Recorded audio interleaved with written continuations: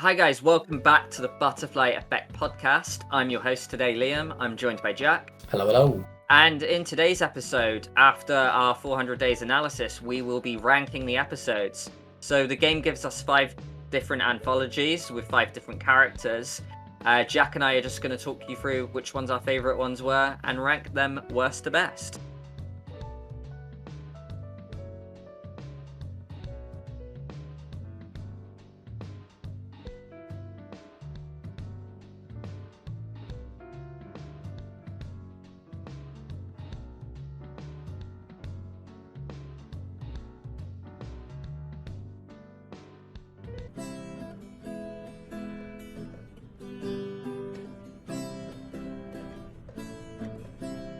Okay, so before I get onto the negatives of Russell's chapter, I'll quickly just say the one positive that I have for it is that there is a little Easter egg in here, whereby at the very start of the chapter, when you see Nate's truck coming towards you, you can stand your ground or hide. I chose to hide, and at that moment, you can see Carly's dead body there, and I thought that was just a fantastic nod to season 1.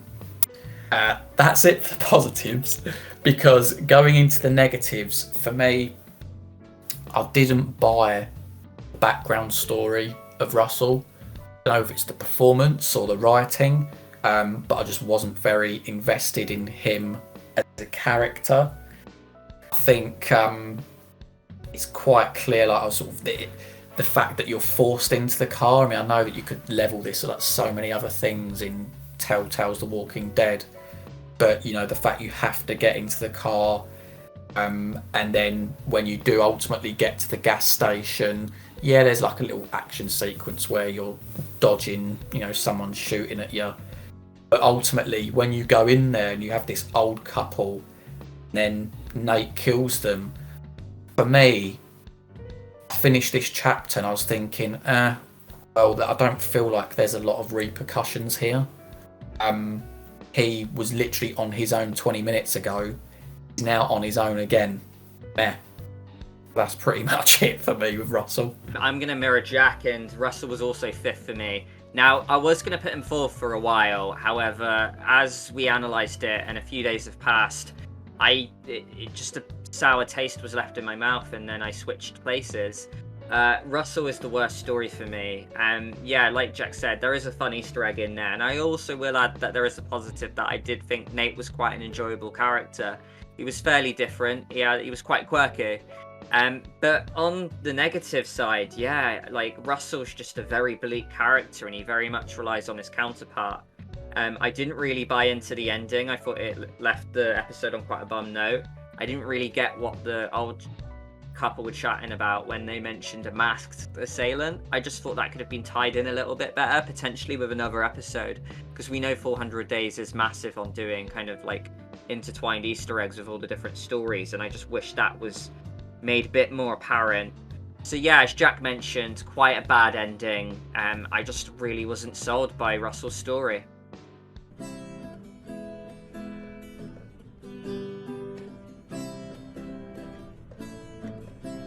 So Bonnie takes our number 4. Now, I thought Bonnie, one positive thing I will say is that, yeah, like you could argue it's too short, but I quite like the fact it was short and sweet.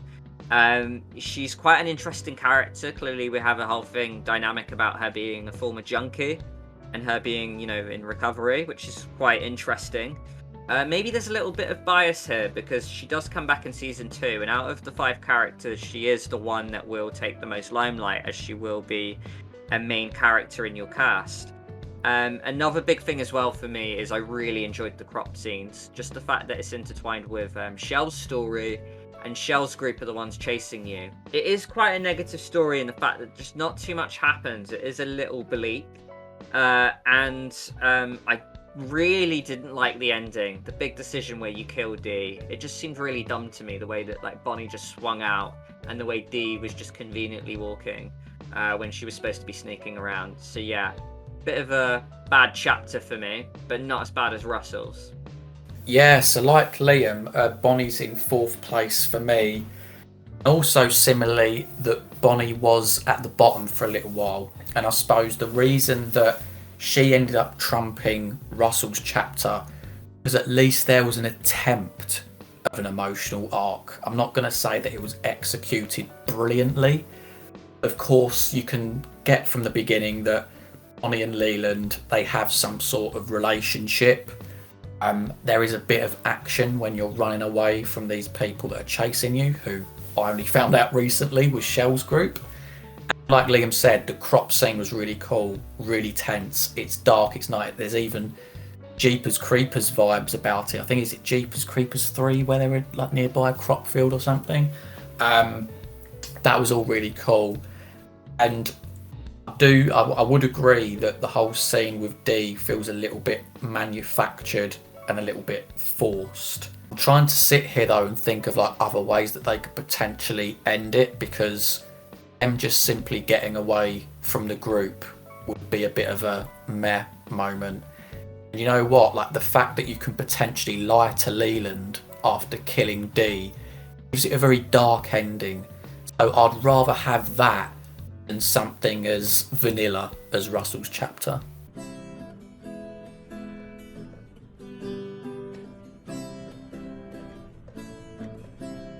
Okay, so in third place for me is Shel's chapter. So I'll start off with the negatives. Thing for me is that good half of it, maybe a little bit less, maybe a third of it, nothing really happens. You have a bit of a chat with Stephanie, go out back, you speak to Roman and you sort of see a couple of chained up zombies. It's only when the blindfolded guy is put in front of you that the game kicks in.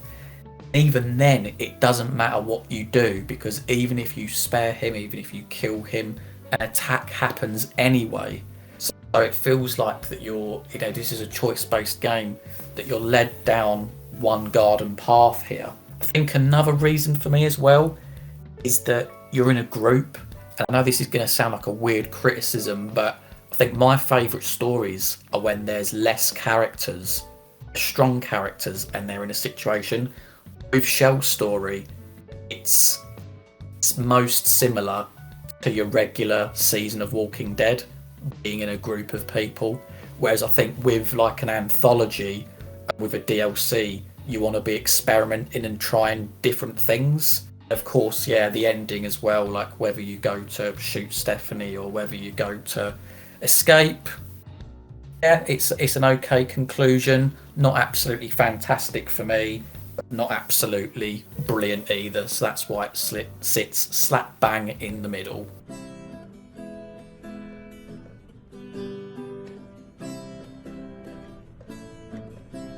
Yeah, interestingly for me, as the animation just showed there, Shel is going to be second for me.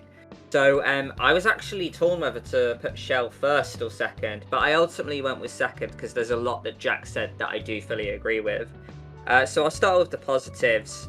I love that this episode is littered with the Easter eggs, whether they talk about the broken flashlights, whether you've got the zombie pets outside, whether there's a blood splatter on the window from Russell's story. I really liked it. I thought this chapter as well was just absolute ecstasy for Season 1 lovers, with the fact that we're given the cancer survivors. It gives us a little bit more information about what happened to Vernon. And yeah, like, ultimately, Boyd can die or he can live, and I just quite like that.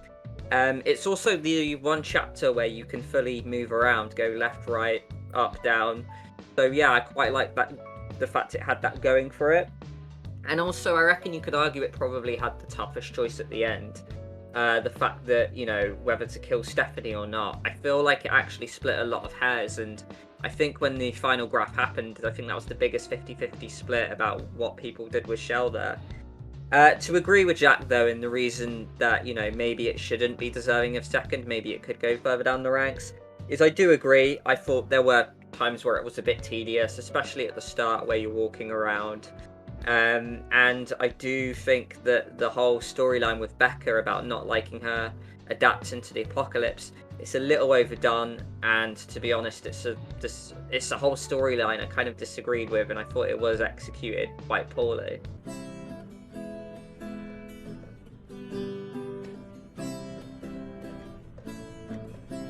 Okay, so as you've gathered, I've put Vince third, so we are backpedaling a little bit, but this is where Jack and I kind of switch our opinions with bronze and silver.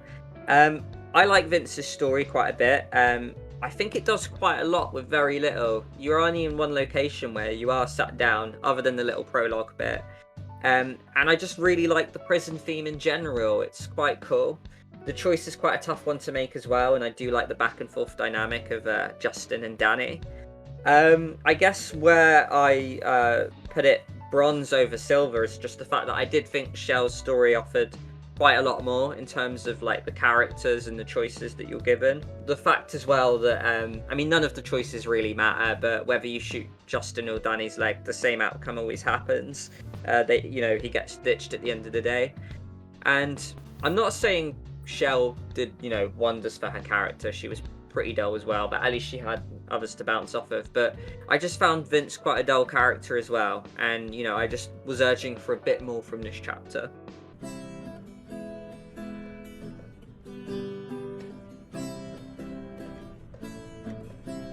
Yeah, so for me, I've put Vince as my second favourite chapter, and I suppose it's because of the theme we're dealing with here. Like Liam said, I quite like this whole criminal background that Vince has, as bleak as I do think he is. But I think in Justin and Danny, he is surrounded by colourful characters. They've got a bit of banter that's going between them. And I think just the sense of jeopardy that this one has, it's in one location and it doesn't feel like it needs to go anywhere else. And that speaks volumes as to how well I think they did here. Because you have this whole situation with the two other prisoners and the zombie, and then that ultimately attacks the prison guard or the security officer. You, in a way, you feel for these prisoners because suddenly they're literally in chains, and you've got this zombie there. And then, of course, looking out the window, you can see there's loads of other zombies. So there's a real situation developing, which neatly brings you to the choice of whose ankle you're going to blow off, whether it's Danny or whether it's Justin. So although it doesn't really matter, it's just I think the way that the story progressed to that point, I think it was very well executed.